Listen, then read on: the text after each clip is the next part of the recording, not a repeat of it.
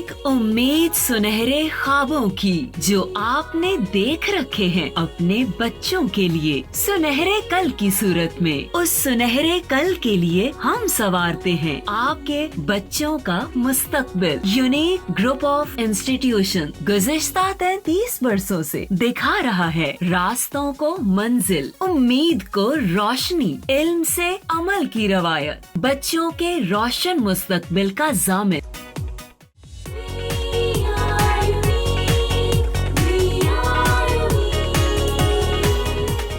बिस्मिल्लाहिर्रहमानिर्रहीम। My name is Sobia Amin. 9th class के online lecture series के नेक्स्ट लेक्चर के साथ आज है बेटा हमारा लेक्चर नंबर 46, जो कि लास्ट लेक्चर 45 से ही थोड़ा रिलेटेड है। 45 नंबर लेक्चर में हमने स्टडी किया था रेजोल्यूशन ऑफ फोर्सेस, और रेजोल्यूशन ऑफ फोर्सेस के साथ बेटा हमने उसके रेक्टेंगुलर कंपोनेंट्स के लिए फार्मूलाज डिराइव किए थे।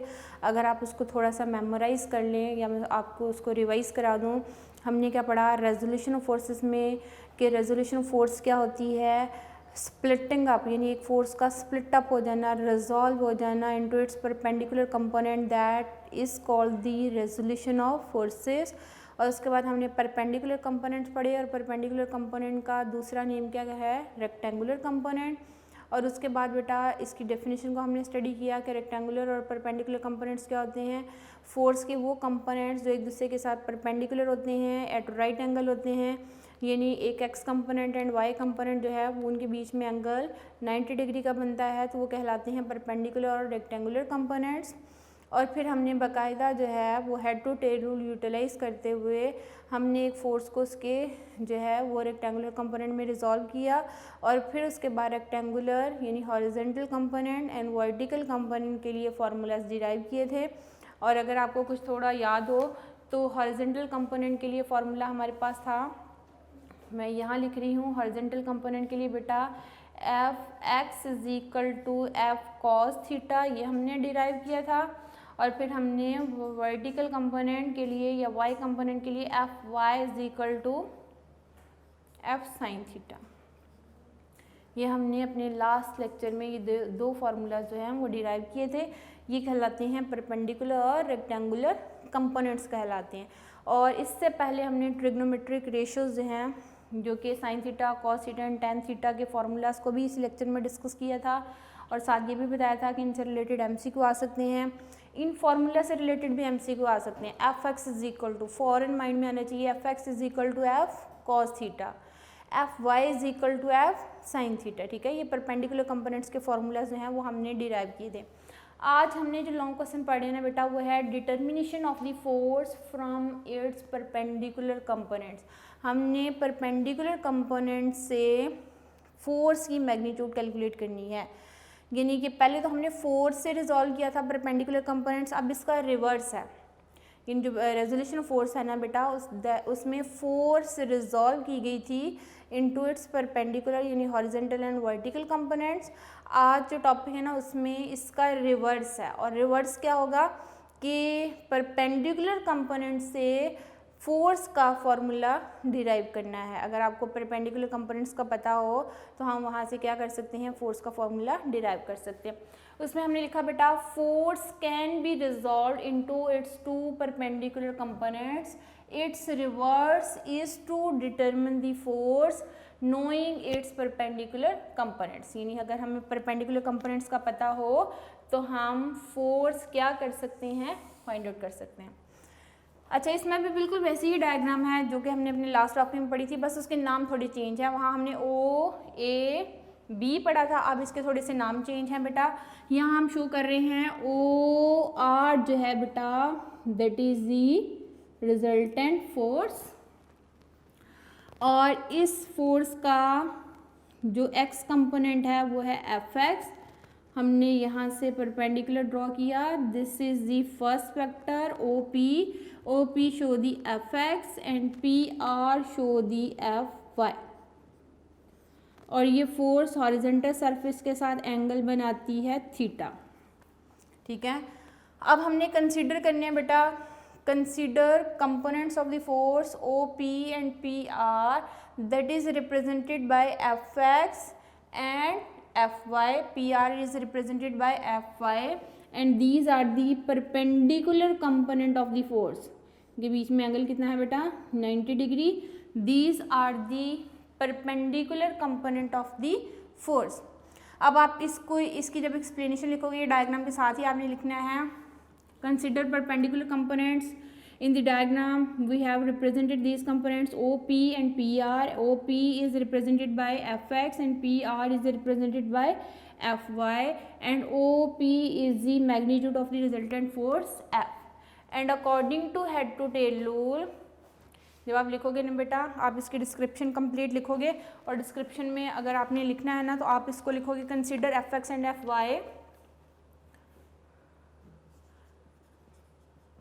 Consider Fx and Fy. ये डायग्राम के मुताबिक ही आपने लिखना होता है. Fy as a perpendicular component of a force, as a perpendicular component of a force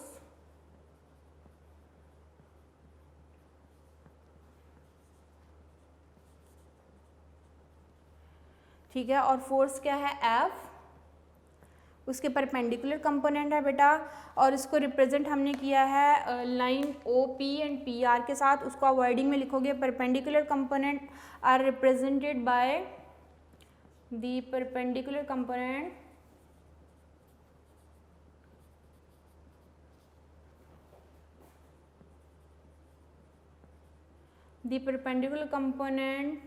Fx and Fy are represented by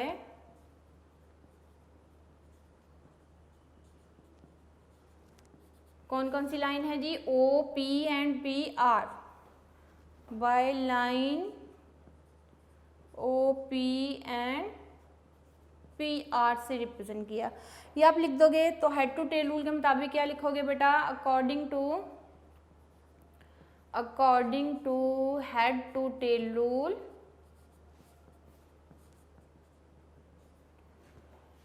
जब आप head to tail rule apply करोगे तो क्या लिखोगे रिजल्टेंट क्या है OR that must be equal to OP plus PR. तो आप उसको लिखिएगा बेटा OR is equal to diagram में क्या है OP plus PR and OR जो है वो अकॉर्डिंग टू डायग्राम हमने किससे रिप्रेजेंट किया F के साथ. OP को रिप्रेजेंट किया बेटा Fx के साथ एंड PR को रिप्रेजेंट किया है Fy के साथ. ये हमने हेड टू टेल रूल के मुताबिक लिख लिया बेटा. अब अगर हमने इसकी magnitude of force find out करनी है ना तो पाइथागोरस थ्योरम लगाया जाता है. पाइथागोरस थ्योरम क्या होता है बेटा हाइपोटेन्यूज का square will be equal to base square plus perpendicular square. जब भी हमने फोर्स की मैग्नीट्यूड कैलकुलेट करनी है ना तो फिर हम लगाते हैं Pythagoras theorem. Pythagoras theorem is valid for the right angle triangle. उसमें पाइथागोरस थ्योरम में बेटा हम क्या लिखते हैं परपेंडिकुलर का square by applying the Pythagoras theorem to find the magnitude of force.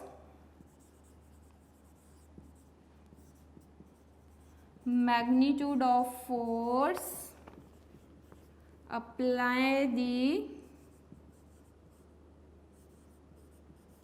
Pythagoras theorem. Greek scientist था बेटा Pythagoras theorem.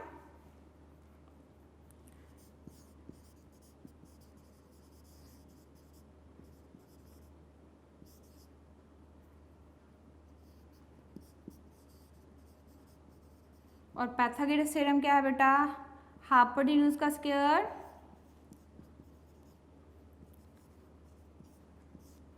That is equal to base square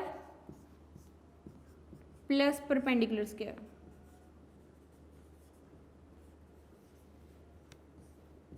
ठीक है. जब भी हमने हाइपोटेन्यूज या बेस या परपेंडिकुलर कैलकुलेट करना हो ना तो ये पाइथागोरस थ्योरम लगाया जाता है. पाइथागोरस थ्योरम में बेटा हाइपोटेन्यूज हमने रिप्रेजेंट किया है F के साथ, यह आ जाएगा F स्क्वायर. बेस है बेटा Fx तो यह आ जाएगा Fx स्क्वायर एंड परपेंडिकुलर को हमने डायग्राम में रिप्रेजेंट किया Fy के साथ, ये क्या आ जाएगा Fy का स्क्वायर. फिर दोनों साइड्स पे स्क्वायर रूट कर लीजिए ये इसके साथ कैंसिल आउट हो जाएगा और आपके पास general formula in order to find the magnitude of force आ जाएगा, F will be equal to square root F x square plus F y square.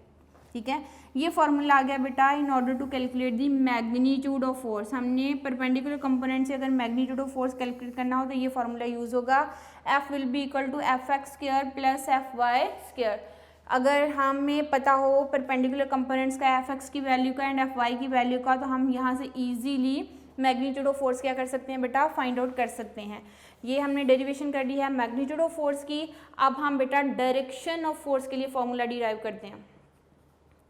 Direction of force कि फोर्स की डायरेक्शन किस तरफ होगी, फोर्स किस एंगल के साथ जो है एक्ट करेगी, कितना एंगल बनाएगी, उसके लिए हम डायरेक्शन ऑफ फोर्स का जब फॉर्मूला बेटा अप्लाई करेंगे तो उसमें हमने लिखना होता है tan थीटा।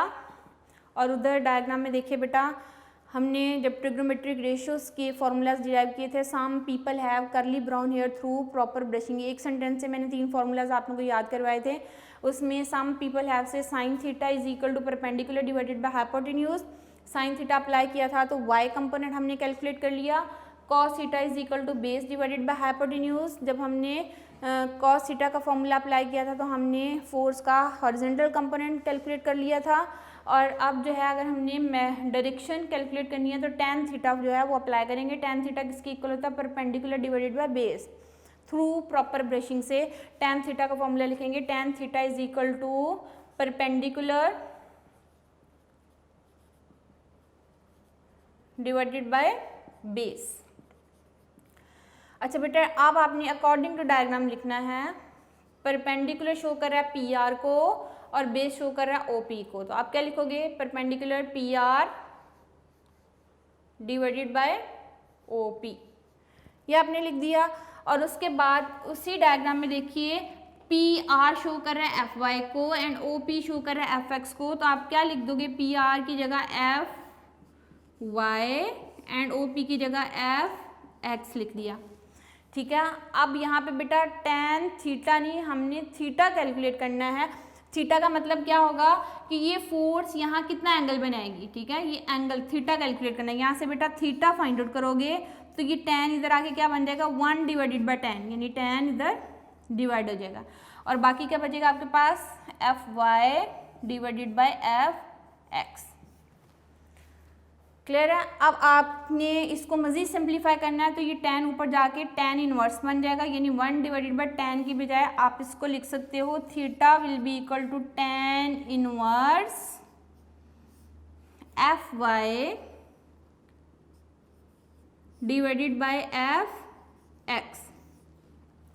ये फॉर्मूला बेटा यूटिलाइज होगा in order to calculate the direction of force, यानी थीटा का जो फॉर्मूला है ये यूज़ होगा in order to calculate the direction of force, कि फोर्स किस डायरेक्शन में एप्लीकेबल हो रही है, अप्लाई किस डायरेक्शन में हो रही है।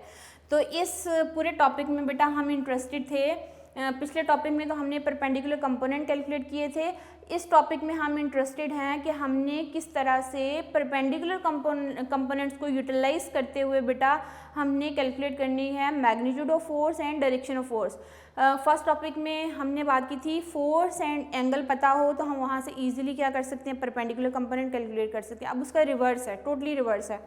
Bye knowing the perpendicular component we can find the magnitude of force and direction of force। ये दो चीज़ें जो है उसको कैलकुलेट करना चाह रहे हैं। तो इसको ज़रा समराइज करते हैं फिर से बेटा। हमने क्या लिखा है, force can be resolve into two its perpendicular components, its reverse is to determine the force by knowing its perpendicular components.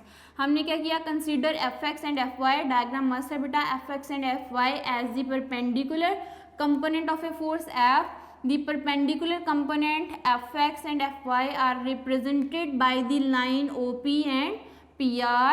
According to head to tail rule, OR will be equal to OP plus PR, यानी head to tail rule के मुताबिक बेटा OR किसके equal होगा, OP plus PR के equal.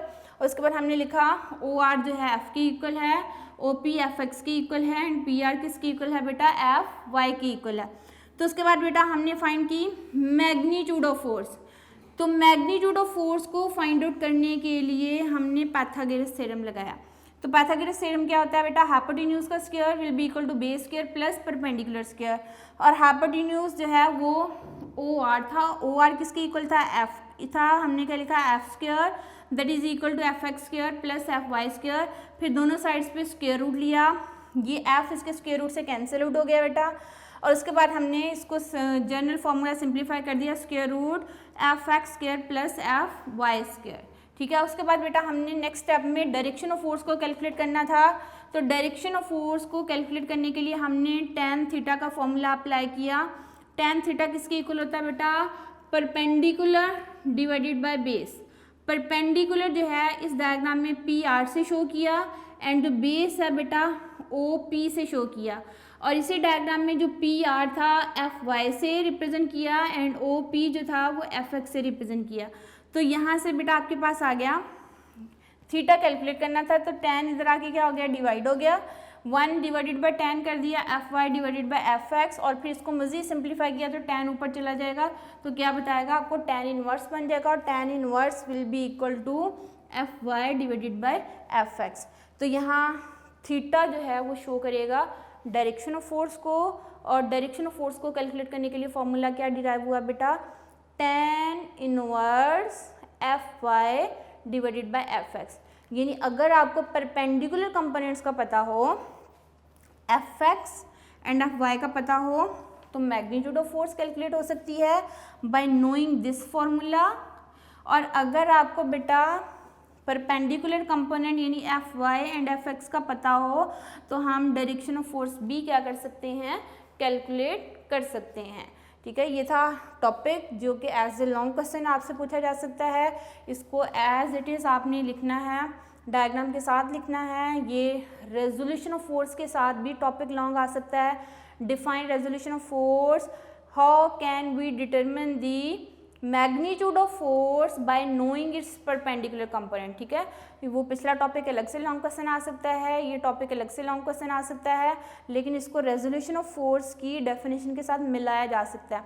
तो इसलिए जब भी बोर्ड के एग्जाम में आपको कोई क्वेश्चन आता है लॉन्ग क्वेश्चन, तो फिर आपने क्या करना होता है बेटा कि आपने गौर से पढ़ना है, और आपको पता होना चाहिए कि क्वेश्चन में पूछा क्या और हमने अटैम्प्ट क्या करना है। तो इसमें क्वेश्चन आएगा कि how can we determine the magnitude of force and direction of force by knowing its perpendicular component. Easy है। अब मैं फॉर्मूलाज वो सारे समराइज कर देती हूँ जो हमने लास्ट टॉपिक में भी और इसमें भी डिराइव किए हैं। इसको एज इट इज़ लिखना है बेटा। तो जो फार्मूलाज अभी तक हमने डिराइव कर लिए हैं उसको मैं सेपरेट लिखती हूँ, और इससे रिलेटेड कुछ मिनी एक्सरसाइजेज हैं वो डिस्कस कर लेते हैं, और साथ एग्जाम्पल है वो डिस्कस कर लेते हैं।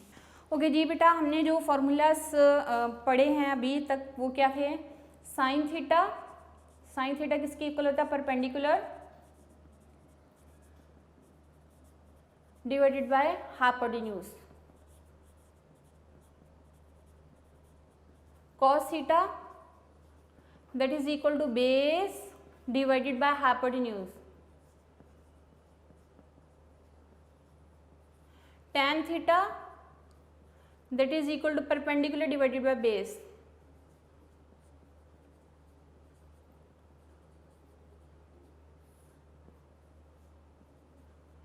ठीक है, ये फॉर्मूलाज ट्रिग्नोमेट्रिक रेशियोज के थे। फिर हमने बेटा रेक्टेंगुलर कंपोनेंट्स के फॉर्मूलाज डिराइव किए।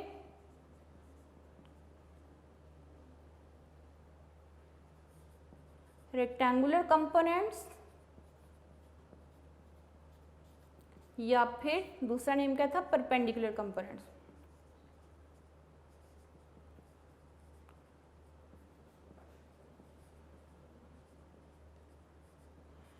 ओके, इसके फॉर्मूला जो हमने डिराइव किए थे वो क्या थे, F X is equal to F cos theta and F Y is equal to F sine theta. ये फॉर्मूलाज डिराइव किए बेटा। और आज के टॉपिक में हमने फॉर्मूला डिराइव किया है magnitude of force. Magnitude of force, ये सारे फॉर्मूलाज फिंगर टिप पे होने चाहिए बेटा। मैग्नीट्यूड ऑफ फोर्स के लिए पाइथागोरस थ्योरम लगाते हुए F will be equal to F X square plus F Y square and square root, ये फॉर्मूला डिराइव किया था बेटा। और फिर हमने फॉर्मूला डिराइव किया डायरेक्शन ऑफ फोर्स के लिए।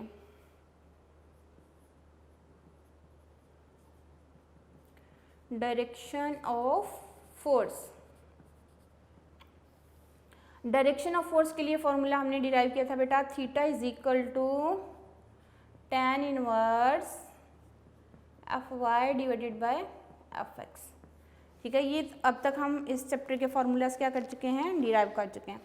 अब इसी से रिलेटेड जो है एक छोटी सी बुक के ऊपर मिनी एक्सरसाइज थी बेटा, और एक छोटा सा क्वेश्चन है, उसको देखते हैं। मिनी एक्सरसाइज है बेटा, वो कहता है राइट एंगल ट्रायंगल है, मिनी एक्सरसाइज, मिनी एक्सरसाइज है बुक पेज नंबर 89 पे। इजी है बेटा, क्वेश्चन में वो कह रहा है in a right angle triangle length of the base, base है जी 4 सेंटीमीटर। इस तरह के एमसीक्यू में चीज़ें आ जाती हैं बेटा।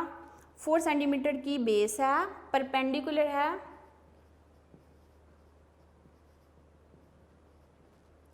3 सेंटीमीटर। आपने फाइंड करनी है बेटा, पहले में फाइंड करनी है length of hypotenuse, length of hypotenuse.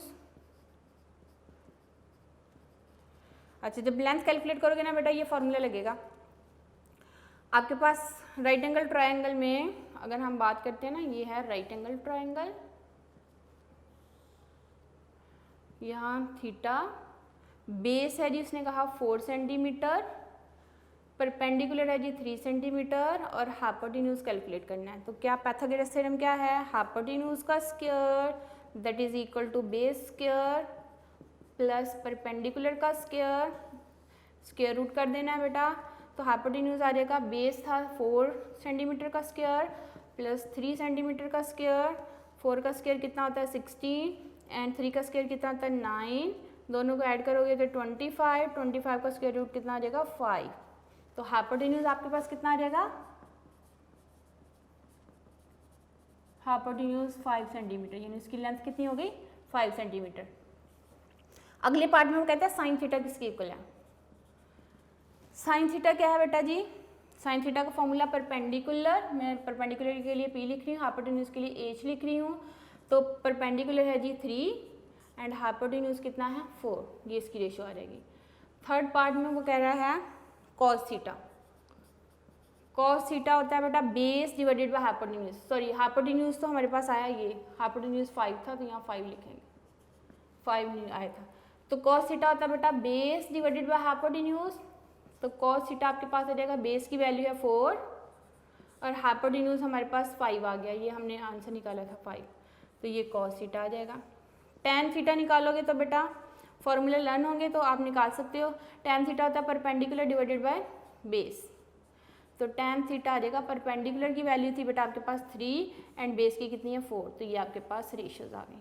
तो आप यहाँ से अगर फॉर्मूलाज याद हैं तो आप इस मिनी एक्सरसाइज को ईजिली क्या कर सकते हो, सॉल्व कर सकते हैं। ठीक है, ये था हमारे पास। अब इन्हीं से रिलेटेड जो है ना एक क्वेश्चन है 4.2 एग्जाम्पल, ये मैं मिनी एक्सरसाइज ट्रेस करके यहाँ कर देती हूँ ताकि फार्मूलाज आपके सामने लिखे हों तो आपको पता चल जाए।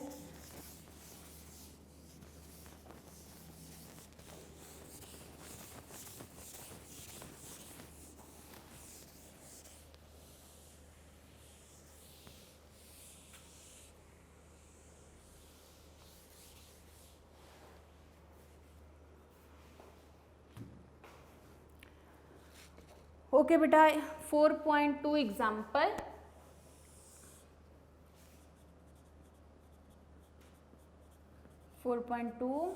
बुक पेज नंबर है जी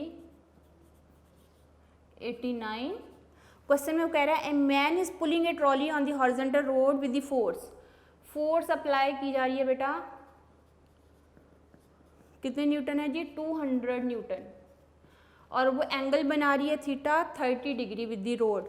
find the horizontal component F X and vertical component F Y. Formulas आपके सामने लिखे हुए हैं ये बेटा, F X and F Y के लगाइए और आंसर निकालिए। F X will be equal to F cos theta आ जाएगा। एफ जो है बेटा 200 न्यूटन था, कॉस 30 डिग्री लिखेंगे और कॉस 30 की वैल्यू आपने अपने कैलकुलेटर से निकाल लेनी है और ये वैल्यू होगी 0.866। क्या रहेगा 200 मल्टीप्लाई 0.866। आप लिखोगे अपने कैलकुलेटर पे cos 30 तो ये वैल्यू आ जाएगी, इसको 200 से मल्टीप्लाई कर दोगे तो x कंपोनेंट आ जाएगा, ये आएगा बेटा 173.2 न्यूटन। अब आपने y कंपोनेंट कैलकुलेट करना है तो F Y will be equal to F sine theta. Force की वैल्यू है जी 200, साइन थीटा जो है वो था बेटा 30 डिग्री, और आप साइन 30 की वैल्यू अपने कैलकुलेटर से फाइंड आउट करोगे, ये आएगी 0.5, तो आप लिख दोगे मल्टीप्लाई 0.5, 200 को 0.5 से मल्टीप्लाई कर दोगे ना बेटा तो ये आ जाएगा 100 न्यूटन। तो कितनी फोर्स लगी 173.2 Newton force along x axis and 100 Newton लगी है अलॉन्ग वाई एक्सिस। तो ये थी बेटा फोर्स के X component and Y component of the force, जो कि इन्हीं फॉर्मूला से रिलेटेड जो थी एग्जांपल हमने सॉल्व की है। ये था बेटा आज का हमारा टॉपिक। हमने जो आज किया है काम वो क्या था कि हमने by determining the perpendicular component of the force we have calculate the magnitude of force and direction of force, ये चीज़ें कैलकुलेट की। और इसके साथ साथ बेटा हमने इनके फार्मूला जो डिराइव किए, फार्मूलाज क्या थे, F will be equal to F X square plus F Y square, ये हमने आज फार्मूला मैग्नीट्यूड ऑफ फोर्स का डिराइव किया, लॉन्ग क्वेश्चन है। उसके बाद डायरेक्शन ऑफ फोर्स हमने डिराइव किया, theta will be equal to tan inverse F Y divided by F X.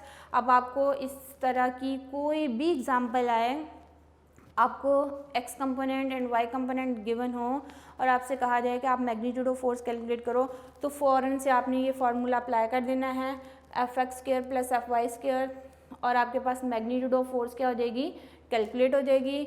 और अगर आपने डायरेक्शन ऑफ फोर्स कैलकुलेट करनी है तो इन दैट केस आपको फिर से परपेंडिकुलर कंपोनेंट्स का पता होगा, तो आप फार्मूला अप्लाई करोगे tan थीटा का, tan थीटा में आपने tan को साइड पे ले जाना तो tan इनवर्स हो जाएगा, यह आ जाएगा theta will be equal to tan inverse F Y divided by F X. ये फार्मूला हमने डिराइव किया बेटा। और इसी तरह हमने जो रेक्टेंगुलर एंड परपेंडिकुलर कंपोनेंट के फार्मूला जो से पिछले लेक्चर में किए थे वो क्या थे, F X is equal to F cos theta and F Y is equal to F sine theta. अच्छा, अब आप लोगों से क्वेश्चन क्या पूछे जा सकते हैं बेटा, ये फार्मूला से एमसीक्यू आ सकते हैं। फार्मूला से एमसीक्यू कैसे आएगा, फॉर एग्जाम्पल आपसे पूछा जाए F X is equal to, ठीक है, अब आपको 4 ऑप्शंस दे दी जाती हैं, 4 ऑप्शन में ज़ाहिर सी बात है अगर तो आपको फार्मूला लर्न है तो आप फ़ौरन से बताओगे एफ एक्स किसके इक्वल होता है, एफ कॉस थीटा। ये एक एमसीक्यू बन जाता है। एक आपसे पूछा जा सकता है MCQ vertical component of force. अच्छा बेटा, इसकी एफ वाई से भी पूछा जा सकता है, या आपको वर्डिंग में बोलेगा तो क्या बोलेगा, vertical component of the force, vertical component will be equal to F sine theta, ठीक है। ये एमसीक्यू बन गया आपके पास। इसका रिवर्स भी एमसीक्यू में आ सकता है। रिवर्स कैसे होगा, F sine theta is equal to, formula learn होगा तो आप बोलोगे F sine theta is equal to F Y, F cos theta is equal to F X. तो इधर से भी एमसीक्यू बन सकता है, इसके रिवर्स से भी एमसीक्यू बन सकता है। यानी 2 एमसीक्यू इस तरह बन गए, 2 यहाँ से बन गए, ये 4 एमसीक्यू यहाँ से हो गए। एमसीक्यू के में ये फार्मूला भी बेटा पूछा जा सकता है।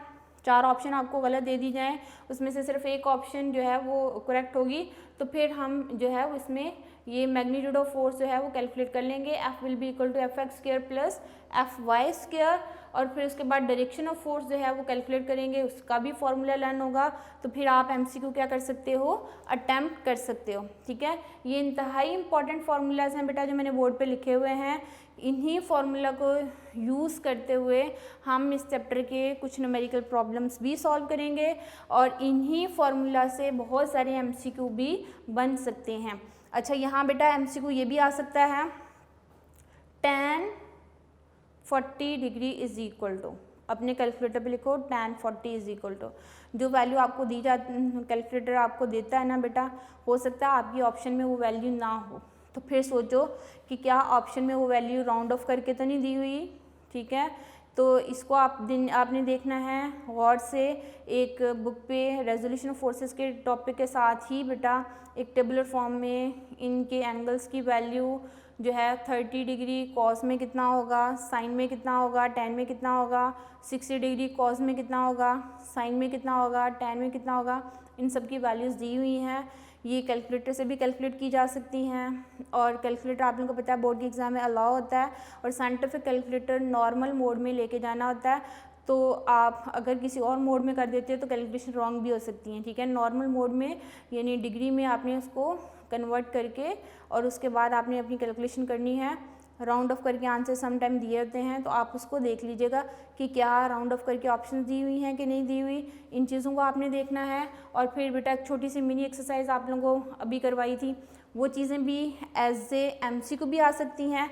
फॉर एग्ज़ाम्पल बेटा आपसे कहा जाए, स्टेटमेंट ही आपको दे दी, आपको कहा कि एक राइट एंगल ट्रायंगल है, राइट एंगल ट्रायंगल में हाइपोटेन्यूज है जी 5 सेंटीमीटर, बेस है जी 4 centimetre, you have calculate the perpendicular, ठीक है। आपको जो स्टेटमेंट दे दी आपने उसका रफ सा स्केच बनाना है।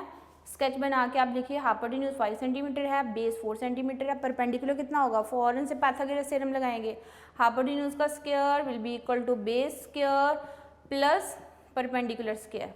अब हाइपोटेन्यूज कितना जी 5 का square that is equal to base कितना 4 का स्क्वायर और परपेंडिकुलर कैलकुलेट करना है तो इसको ऐसे लिखा रहने दीजिए। आप 4 को उस साइड में लेके जाएंगे, क्या देगा 5 का स्क्वायर माइनस, यहाँ प्लस है तो इक्वेशन के साइड पे जाके क्या हो जाएगा minus, that is equal to perpendicular का स्क्वायर। उसके बाद बेटा 5 का स्क्वायर कितना होगा 25 माइनस 4 का स्क्वायर कितना आ जाएगा 16 that is equal to perpendicular का स्क्वायर। 25 में से 16 गए तो कितना आ जाएगा 9। फिर आप दोनों साइड पे स्क्वायर रूट ले लीजिए, परपेंडिकुलर का स्क्वायर इससे कैंसिल आउट हो जाएगा और 9 का स्क्वायर रूट कितना आ जाएगा 3। तो इसका मतलब क्या हुआ कि जो परपेंडिकुलर है वो कितना होगा 3 सेंटीमीटर होगा।